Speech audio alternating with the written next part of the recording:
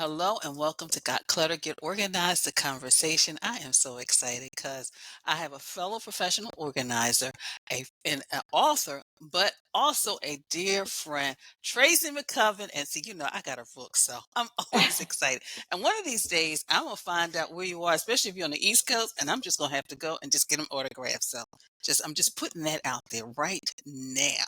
Well, Hopefully, give I you a will hug tell first. I know, and I will tell you, Philadelphia is on my vision board. Like, I want to get there, and partly to see you, to hang. We talk and we do this, and we are. I was thinking about this the other day because I saw something that you posted, and I was like, "We're the OGs these days." Well, You yeah, know I what I know. mean? We're Well, like yeah. the ones who have been doing it in Mhm. person with clients for. I got 17 years under my belt. I Well, think. see, then that means that you've been doing it like when before the like all the social media. You Yeah. may now. I know I had flyers. I mean, you may have had yeah. So yeah, see, we did the, did the flyers.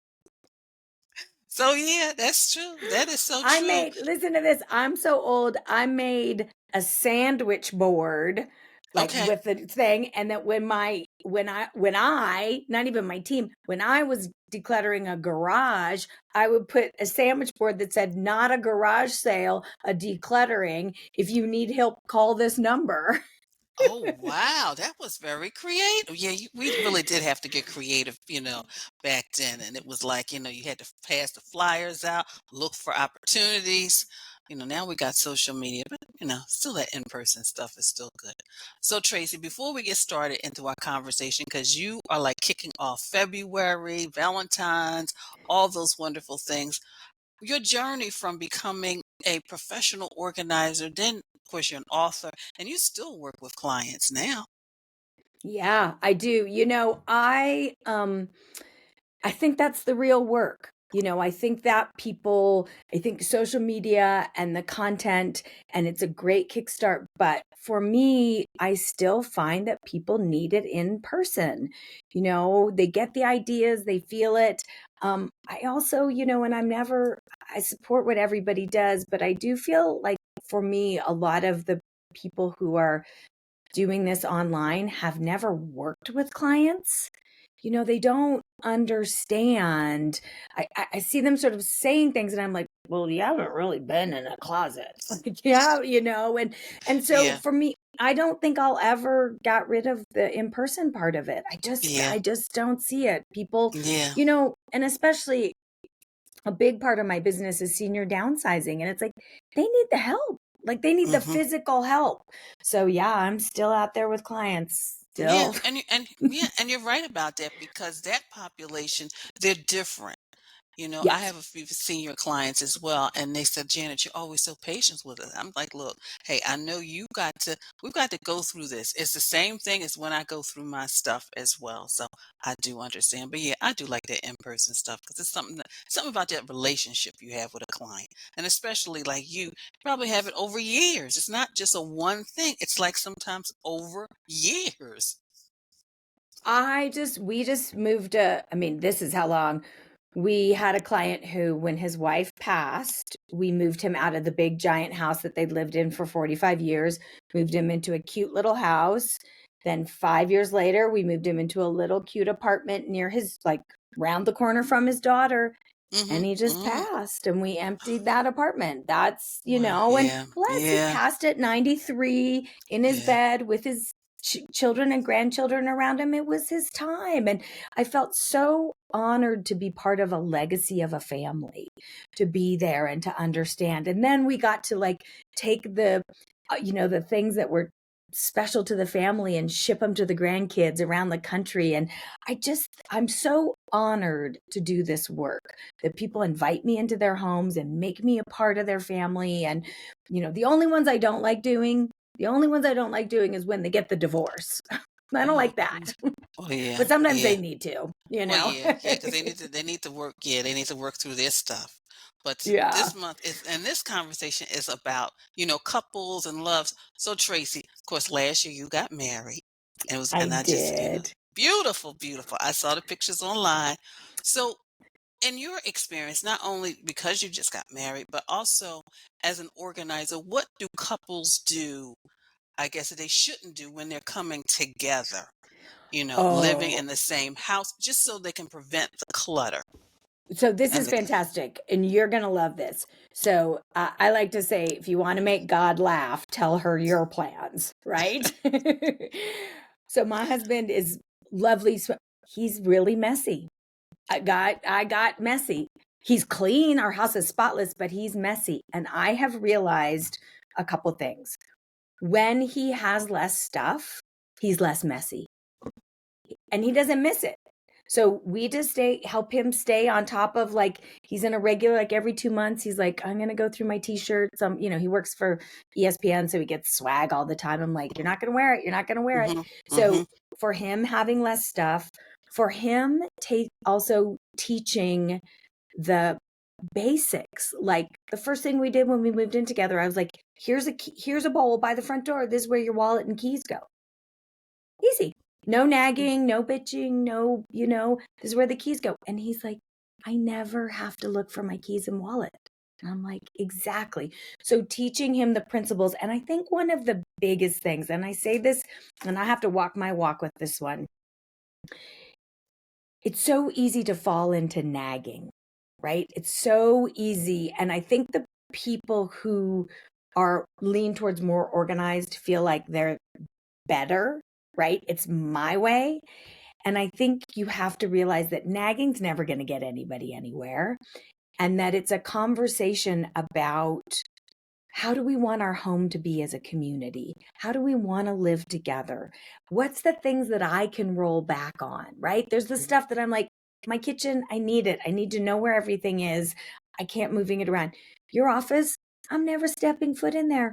I'm just not. He'll like come in and talk to me, and I'm like, I'm good. I'll meet you on the couch. Right. So mm, understanding, but having those conversations. Brene Brown always says, clear is kind. Clear is kind. So it's coming into those conversations about, it's not my way, I'm not right and you're not wrong, but what kind of home do we want to have as a couple, and how do we get there? mm. I like that, Tracy, because I remember one time I was out speaking. A woman came to me. She said, Janet, my husband's a slob, and something's, we've got to fix him. I'm like, wait a minute. I'm not getting in the middle of this. But then I asked her, I said, so what does he do? She said, he comes home and he drops stuff right by the front door. I says, well, do you have a system by the front door? And she looked at me. And I said, well, what? She's like, his keys, his hat. I says, well, a simple solution could be just a hook for the keys and a hook for the hat. And she was like, huh. And you're right. The nagging, it really doesn't work. And it just sometimes causes friction. And if you can't nag and not have a solution, right? You can't nag and we're working with this woman and her son. Her son's he's in college, but he's going locally, and they did a big declutter, and it's just, they've been doing amazing work. And he, after kind of the process, he said, I realized I don't have a place to put my backpack when I come home through the door. Exactly what you said. He said, so I just drop it. And we were like, great. Well, we'll get you a bar that has 6 hooks and people right by the front door. And if you're going to nag, you have to offer a solution, and not just don't do that. That's not a solution. It's like, oh, exactly what you said. Like, here's the system. Can we implement this? Right. And then all of a sudden you're working as a team. Mm, And I think the same stuff applies to parents and kids and that's true. roommates and, That's true. all that stuff. Like, what do we want our home to be as a community, and how do we get there? And that is so true. That is so true. So true. So, do you have any tips or strategies for people who are right now, they're couples, partners, and they're like, you know what? Let's move in together. They've made that decision. So, are there any things that maybe you did, with your husband before you actually were under the same roof? Yeah. So let's go back to clear is kind. So the first thing is, if someone is moving into someone else's space. So let's talk about that scenario, right? He moved into my place. So I had to consciously make room for him. I had to declutter. I had to give him a closet. You cannot, if you're moving into someone else's space, you cannot just expect that they're going to pile on top of them. Because first of all, it's not going to make them feel welcome. It's going to feel like it's always your home. So you consciously, I just had drinks with a girlfriend the other night who's moving into her boyfriend's house. And she's like, there's no room for me. There's no room for me. And she's like, she's a professional food stylist. And she's like, my kitchen stuff is nicer. So I think that if you're moving into someone else's space, that that together, you have to make room. And also doubles. That's the easiest place to start. Get Mm, rid of the doubles. You coming in with two blenders. Who's got the nicer blender? Right? All the coffee mugs, you know, that situation. And I think that that applies if you're moving into a new home together, right? Is be logical, not like your stuff's ugly and my stuff's pretty, but what do we have doubles of? And what's the nicer stuff? And what are we going to use? mhm. Right? I Yeah, think, and I like that, Tracy. I like that because I talked to a friend. She was talking about, oh, I'm excited because I really want to date again. And I'm thinking, if he comes over here and picks you up, where is he going to at least sit? Okay, let's start there. And you're right. You have to make room for that person because you don't want him to feel uncomfortable because you want him to feel like that is your home. And I like what you said about the doubles because when you get to a certain point and a certain age, you have stuff. And let's not even talk about the whole TV thing because, he may have three and you probably got two and all of those things. So I really like those strategies you said, just like get rid of stuff. and let's go back to talk about your friend who's ready to date. There is something about before that person comes into your life, looking around your house and saying, is there room here for another person? Energetically, spiritually, if I want someone in my life, will they feel like when they come into my home, there's room for me? I did a closet with someone, and her sorry, I'm not sure what that was. Someone was talking to me. She We did her closet, and her husband had passed about 5 years ago. She was getting ready to date, and we were going through her clothes, and the question I asked her, I was like, would you wear this in front of a new boyfriend or a potential date? And she's like, absolutely not. And I'm like, then we're not keeping it. You get a little bit of slump around the house clothes, but I want you to feel beautiful in everything you wear. And that's participating in what you're trying to bring into your own life, right? Hmm. How you show up for yourself is how you're going to show up for somebody else. And you got to make sure that there's room for someone. And you're right about that, Trace. You're right because I think as I shared with you, the guy that I was dating, he passed away. And I Mm. finally am like, okay, I'm ready now to date again. But also I realized, wait a minute, Ooh, I let got me his put my picture. thinking cap on. You're a catch. Let I'm me. like, okay, I've got his picture here, I've got his picture there.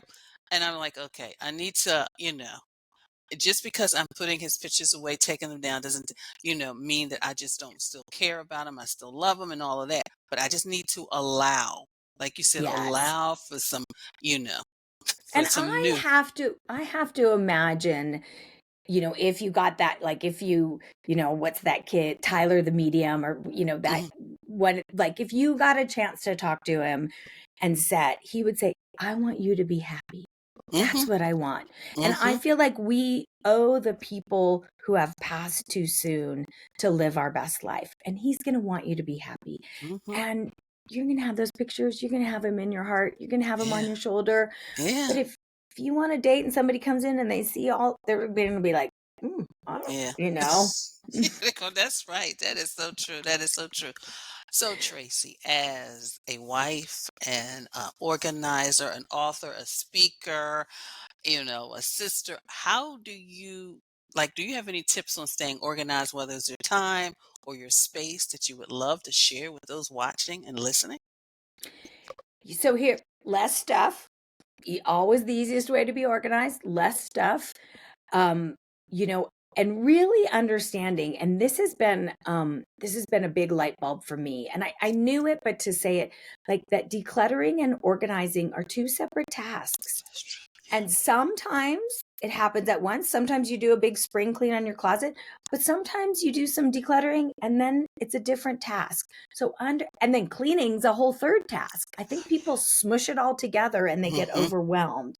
And also for me, it's understanding that I got to make a date to do it with myself. Oh, my closet's a little bit out of control and it's not making me happy. The other day, our garage, I don't know, we just moved some. I was like, what is happening? Now, to be fair, I did hire two of the guys who work for me to come in and do my garage Hey, because I was hey, like, hey, that's sometimes you gotta do that. yeah, but sometimes that and then also this expectation, and this is, I know you will, you know, decluttering and organizing is an ongoing process. You Mhm, don't do it mhm. once and it's done. It's happening. And if things get a little out of control, then tighten it back up again. That is so true. Oh my goodness. I do that like at the end of the year. Oh, I just kind of I have to because you got to get the paperwork, Oh, some of the clothes, some of the other stuff. It's like yeah, and the and and gifts, and the things that, ugh. oh yeah, yeah, and it's like you go through phases. It's like at one point, oh yeah, I want to keep this, but then you look at it, it's like why? Why am I keeping this? So, yeah, Tracy. Yeah. Well, So I think that's for people is to understand, somebody said it to me the other day. I was like, oh, my to-do list, like, when's it ever going to be done? And they're like, when you're dead, like you are always going to have a to-do list. And I yeah, was like, that's the truth. oh, Yeah. right. Okay. Yeah, that's true. That's true. And it's just about managing your time and boundaries. Oh, Tracy, Hmm. it is always lovely to see you. Always lovely to talk to you. So, how can listeners connect with you, hire you? Of course, get one of your books. Cause see, I got both of them. I got both of them, people. Yeah, see, that's a reason for me to hop on that. What is it, the Excella, and pop down from next Oh time I'm yeah, in New York to come to yeah. Philly and That's right, the smush Casella. you. And I feel like you and I would just like for hours. Yeah, we would. Um, so Instagram's my big space at Tracy_McCubbin, and then they can go to my website, tracymccubbin.com. It's got all the stuff. The first book, Making Space Clutter Free, is coming out in paperback in a couple months. So Oh, that's, this one. and that one. And if you have an Audible account, it's free if you have an Audible account, and I Wow, narrate it. And it's also in almost every library in the United States. So if that you're is trying not to buy awesome. books, I know we love those That is libraries. That is awesome. That is awesome. And of course, those watching and listening, I will have all the links so you can connect directly with Tracy in the show page notes. Well, Tracy, thank you so much for taking out time out of your schedule to be here today. Thank you, ma'am.